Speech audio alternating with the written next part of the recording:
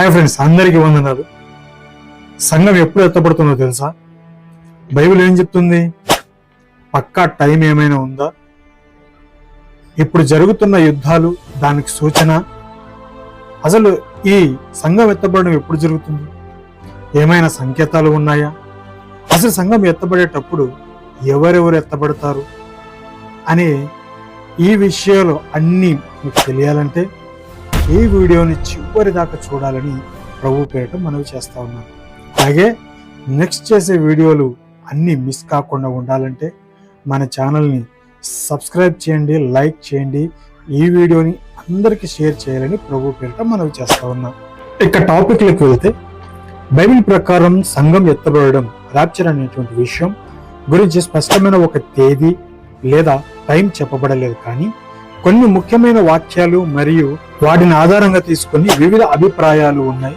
ఇప్పుడు బైబిల్ ఆధారంగా క్లియర్ గా మనం మొట్టమొదటిగా ప్రధాన వాక్యాలు రాప్చర్ గురించి మొదటి తెస్సలోనీయులకు రాసినటువంటి పత్రిక 4వ అధ్యాయం 16-17 వచనాల్లో ఈ విధంగా రాయబడింది. ఆర్భాటముతోను ప్రధాన దూత శబ్దముతోను దేవుని బూరతోను పరలోకము నుండి ప్రభువు దిగివచ్చు, క్రీస్తునందుండి మృతులైన వారు మొదట లేతురు.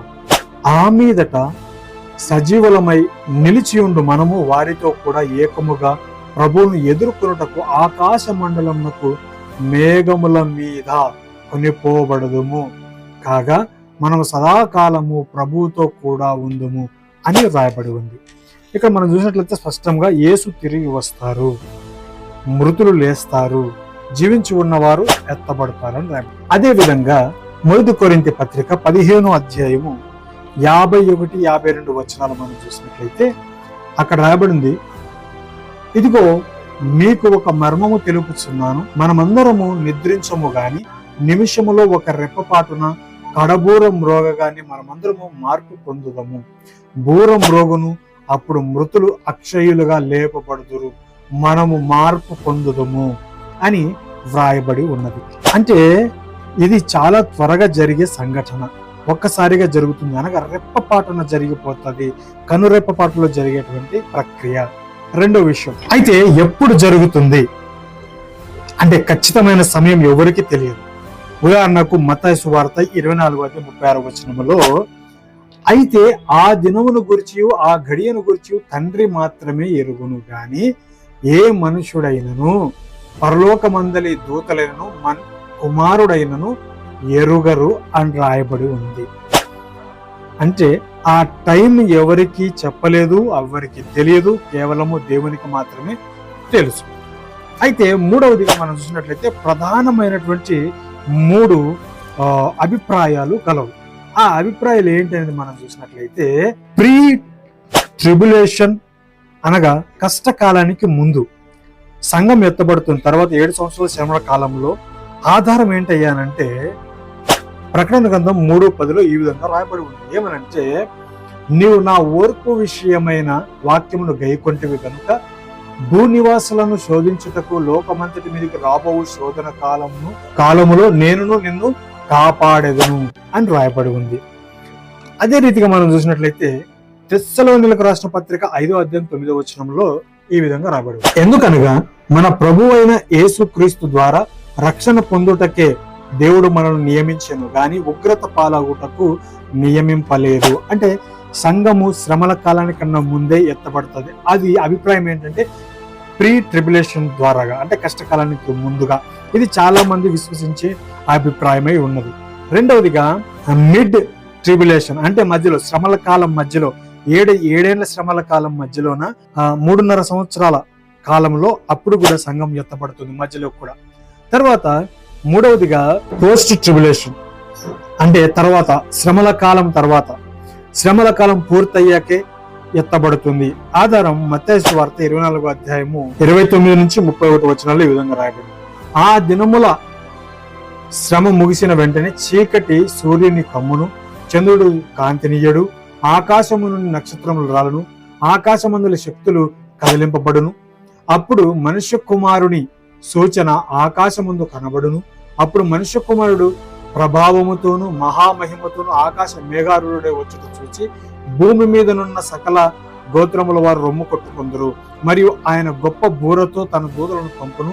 వారు ఆకాశం యొక్క ఈ చివర నుండి ఆ చివరి వరకు నలుదిక్కుల నుండి ఆయన ఏర్పరచుకున్న వారిని పోగు చేతురు అని వ్రాయబడి ఉంది. అదే రీతిగా శ్రమల కాలం పూర్తయ్యాక కూడా సంఘం ఎత్తబడుతుంది. నాలుగవదిగా మనం చూసినట్లయితే ముఖ్యమైన కొన్ని సంకేతాలు ఏంటయ్యానంటే, బైబిల్ ప్రకారం ఎత్తబడడానికి ముందు ప్రపంచంలో కొన్ని సూచనలు ఉంటాయి. అయ్యేంటంటే యుద్ధాలు, యుద్ధ సమాచారాల గురించి మనం ఆల్రెడీ చదువుకున్నాం 24వ అధ్యాయము 6వ వచనంలో. మరియు మీరు యుద్ధముల గురించి, యుద్ధ సమాచారముల గురించి వినబోదురు. మీరు కలవడ పడకుండా చూచుకొనుడి. ఇవి జరగవలసి ఉన్నవి కానీ అంతము వెంటనే రాదు అని రాయబడి ఉంది. తర్వాత కరువును, వ్యాధులను సంక్రమిస్తాయి. 7వ వచనంలో 24వ అధ్యాయం 7వ వచనంలో జనము మీదకి జనమును, రాజ్యం మీదకి రాజ్యమును లేస్తుందని చెప్పి ఇక్కడ రాయబడి ఉంది. తర్వాత పాపం పెరిగిపోతుంది. 2వ తిమోతి పత్రిక 3వ అధ్యాయం మొదటి చదివినట్లయితే అంత్య దినములలో అపాయకరమైన కాలంలో వచ్చునని తెలుసుకొనుము.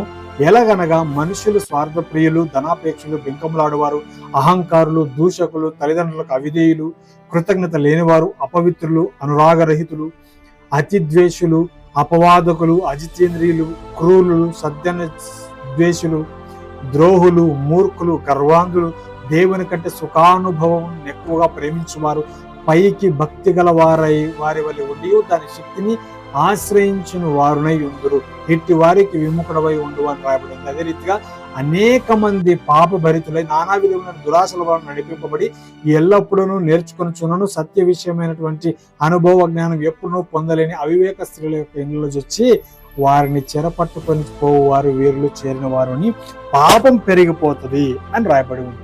అదే రీతిగా మరలా మనం చూసినట్లయితే మత్తయి సువార్త 24వ అధ్యాయము 14వ వచనంలో ఈ విధంగా రాయబడి ఉంది. ఏమనుందంటే, మరియు ఈ రాజ్య సువార్త సకల జన్ములకు సాక్షార్థమై లోకమందంతటను ప్రకటింపబడును, అటు తర్వాత అంతము వచ్చును. అంటే లోకమందంతటను ప్రచారము జరగాలి.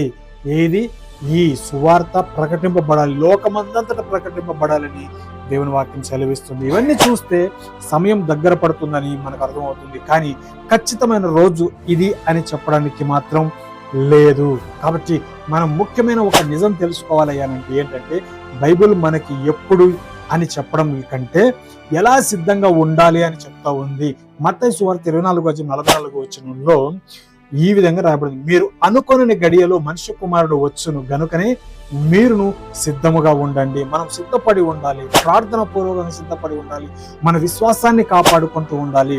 మీరు సిద్ధంగా ఉండండి. మీరు అనుకోని వేళలో మనుష్య కుమారుడు వస్తాడని దేవుని వాక్యం సెలవిస్తుంది. కాబట్టి మనం సిద్ధంగా ఉండాలి. ఏ రీతిగా? ప్రార్థన పూర్వకంగా మనకు కలిగిన విశ్వాసాన్ని గట్టిగా పట్టుకొని, మనం గట్టిగా పట్టుకొని ఎవరు అపహరింపుకున్నట్లు మన విశ్వాసం ద్వారా ఆయన ఎదుర్కోవాలంటే మనం సిద్ధంగా ఉండాలి. ఈ రాత్రికే మనల్ని అడిగితే, మనల్ని వస్తే మనం సిద్ధంగా ఉన్నామా అనేది మన ప్రశ్న.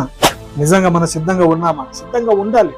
ప్రతి విషయంలో మనం సిద్ధంగా ఉండాలని దేవుని వాక్యం సెలవిస్తుంది. కాబట్టి ఈ ముఖ్యమైన ఈ నిజాన్ని మనం తెలుసుకున్నట్లయితే ఎప్పుడు అనేది ఖచ్చితమైన తేదీ లేదు, ఏ ఖచ్చితమైనటువంటి టైం లేదు.